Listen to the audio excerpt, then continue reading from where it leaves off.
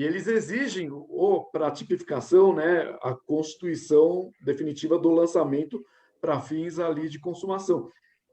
E isso, na apropriação tributária, doutora Karen, ocorreria? A palavra é sua para falar o que quiser a respeito da decisão.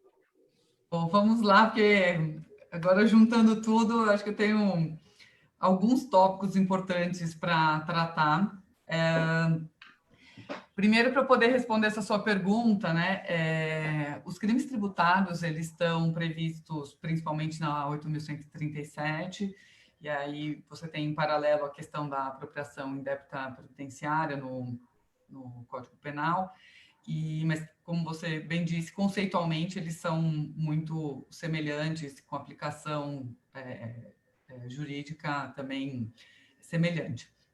Mas, passando especificamente para 8.137 dos crimes tributários propriamente, que é o que está aqui em análise, você tem dois artigos, o artigo 1º e o artigo 2º, que tratam de tipos penais muito, muito semelhantes. Então, a partir disso,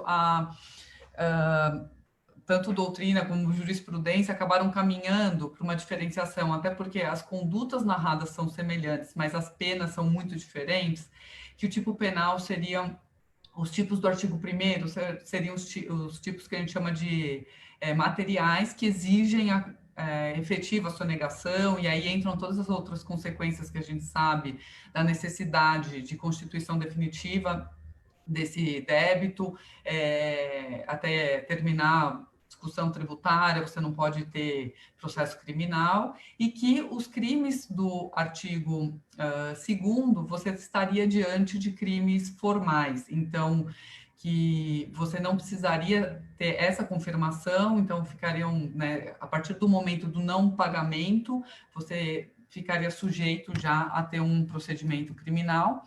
Então, hoje, quando tem uma atuação fiscal, o próprio agente fiscal costuma já fazer essa diferenciação. Se ele identifica que alguma conduta tipificada no artigo 2º, já encaminha diretamente para o Ministério Público Federal ou Estadual para início de uma investigação, e quando ele identifica que é o artigo 1º, eles nem comunicam e aguardam, sim, o término de toda a discussão em âmbito tributário. Então, já respondendo uma primeira pergunta, quando a gente está diante dos tipos penais do artigo 2º, não vem essa exigência de confirmação do pagamento, a mera conduta já configura a prática penal. Mas, ainda assim, quando a gente vai para o tipo específico em que é aplicado o ICMS, a gente tem mais uma especificidade. A regra em todo crime tributário é a existência de uma fraude. Esse é o pressuposto de um crime tributário. Então, se você for olhar todos os outros, o artigo 1º inteiro e todos os outros incisos do artigo 2º, você vai ver que são condutas que pressupõem manipulação de algum documento para omitir uma informação, você pressupõe alguma conduta mais grave realmente para enganar o fisco, de modo que não seja um mero não pagamento, mas sim um não pagamento, até pela questão do dolo, então que houve uma conduta realmente com o intuito de se alcançar o não pagamento, para mascarar essa fiscalização e tudo mais. Então, esse é o pressuposto em regra da lei. Não tratar de não pagamento. É o não pagamento mediante fraude, falsificação de documento e condutas semelhantes. Mas existe um inciso específico no artigo 2º, que é o inciso que ele retira essa questão, porque ele é o inciso que diz da apropriação indébita tributária. Então, aí o conceito é outro, é o conceito de se apropriar de algo que pertence a outra pessoa. É um conceito semelhante ao crime de apropriação indébita, mas transferido a coisa é o valor do tributo que pertence a alguém. Nunca existiu uma necessidade de debate muito aprofundado desse tema, porque não vou falar da decisão do Supremo, na verdade vou falar até principalmente a decisão do STJ, que aconteceu em agosto de 2018, que foi quando houve a primeira consolidação desse entendimento de que o mero não recolhimento poderia ser tipificado, mas até então, as situações que, em regra, tirando decisões mais isoladas, mas que, em regra, se aplicavam, era a situação da substituição, como o Urbano estava explicando. Então, você tem, na verdade, sujeitos que estão dentro da relação jurídico-tributária, e aí, de fato, aí você pode ter o imposto de renda, você pode ter o ICMS por substituição, mas você tem um imposto que deve ser recolhido por alguém que está dentro dessa relação jurídico-tributária, mas que ele é devido, se não houvesse a previsão legal, pelo contribuinte de direito. Então, o exemplo clássico, né, o profissional que tem imposto de renda retido na folha, né, o imposto de renda é devido por conta do salário que ele recebe, mas o próprio empregador já desconta. Então, quando o empregador não repassa, ele está se apropriando porque ele fez o desconto no salário da pessoa, a pessoa recebeu a menor, e esse dinheiro não chegou no fisco. Então, você tem, de fato, essa configuração de uma apropriação indébita. Então, quando você pensa esse conceito, não existia muita necessidade de discussão, porque todos os agentes estavam dentro da relação jurídica e você tinha evidenciado a questão do desconto, que está tipificado na lei, que para existir apropriação indébita, você tem que ter descontado ou cobrado do sujeito passivo da relação tributária. Então, essa situação ela estava super dentro do tipo penal. Houve em alguns momentos discussão se o tipo penal era condicional ou não, mas assim, uma vez consolidado isso, a situação era clara e veio sempre sendo assim. Então, falando especificamente do ICMS, o ICMS que se aplicava aos tipos penais era o ICMS por substituição em decorrência dessa apropriação indébita. Aí, o que acontece? Quando teve o julgamento em 2018 no STJ, que foi um julgamento em que eles juntaram a quinta e a sexta turma para fazer a consolidação, de fato, do entendimento, porque estavam começando a surgir decisões espaçadas criminalizando a conduta de não recolhimento de ICMS próprio. Então, houve o julgamento da sessão, juntando a quinta e a sexta turma, para fazer a consolidação, e, infelizmente, a conclusão que se chegou foi que é indiferente se nós estamos falando de ICMS por substituição, que era a regra até então, ou do ICMS próprio, para fins de tipificação penal.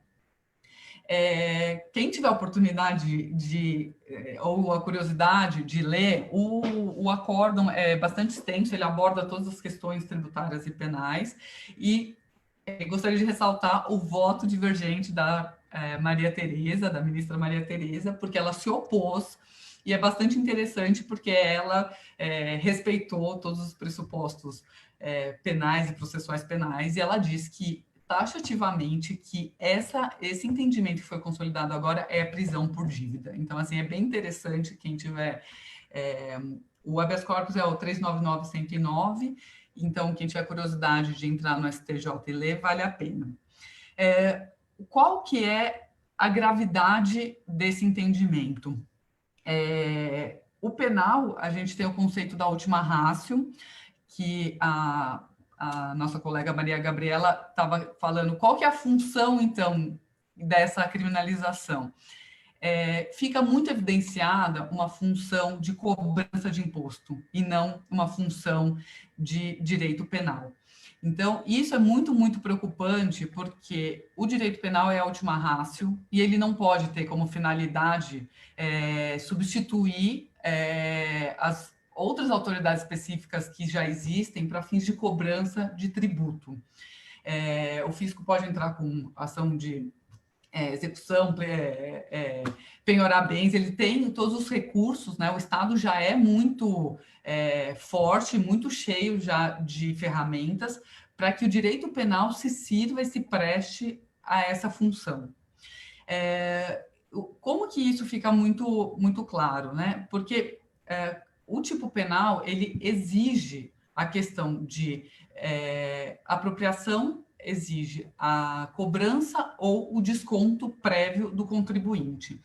Então, quando foi criminalizado o ICMS próprio, o não pagamento de ICMS próprio, desde que declarado, né? Porque se não declarou, aí a gente entra nas questões de fraude e tudo mais. Mas a gente tem o empresário que regularmente declarou a guia, fez tudo certo, mas faltou dinheiro no final do mês.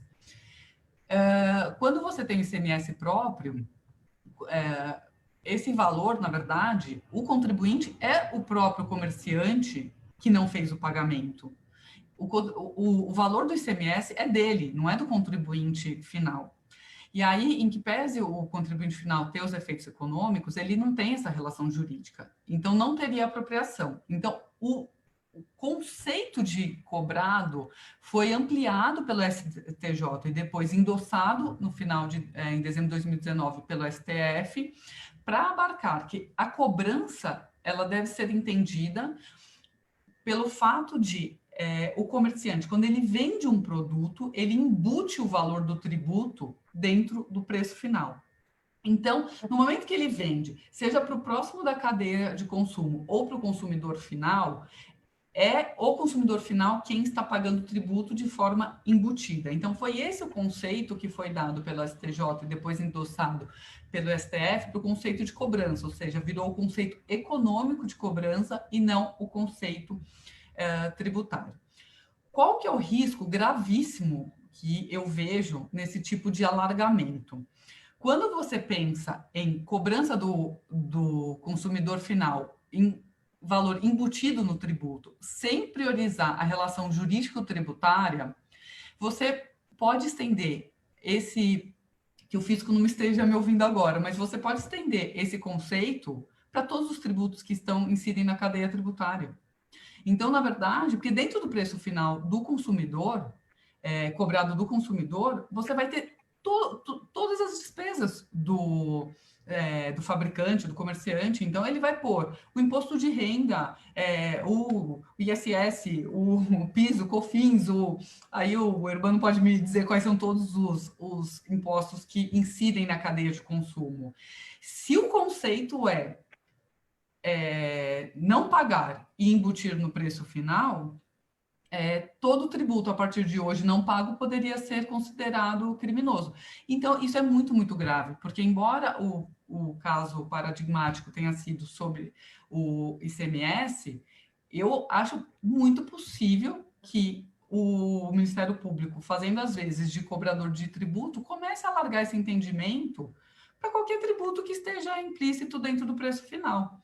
Então, a gente tem que se ater à legalidade, e a legalidade não apenas no penal, mas a legalidade puxando para o direito tributário, que é a base do entendimento. Então, assim, quando você diz que é cobrado do sujeito passivo, você tem que entender quem é o sujeito passivo tributário. Não é cobrado economicamente de qualquer pessoa. Então, por exemplo, também, o comerciante vendeu, e de repente ele tomou um calote, era um cheque sem fundo. Aí tem crime ou não tem crime? Ele cobrou ou ele não cobrou do consumidor final? Porque você está tirando da relação e você está pondo para fatos que eles não têm nem como serem fiscalizados. Então, assim, primeiro, eu acho muito, muito grave a premissa, porque ela ofende o princípio da taxatividade, ela ofende a ultima ratio e ela abre uma insegurança jurídica muito grande. Então, a gente teve esse entendimento no STJ, em 2018 e no final em dezembro de 2019, que existia uma expectativa do STF, na verdade, voltar ao entendimento que sempre prevaleceu de que isso era mero inadimplemento, mas na verdade foi o oposto. Aí o que eu acho importante também pontuar?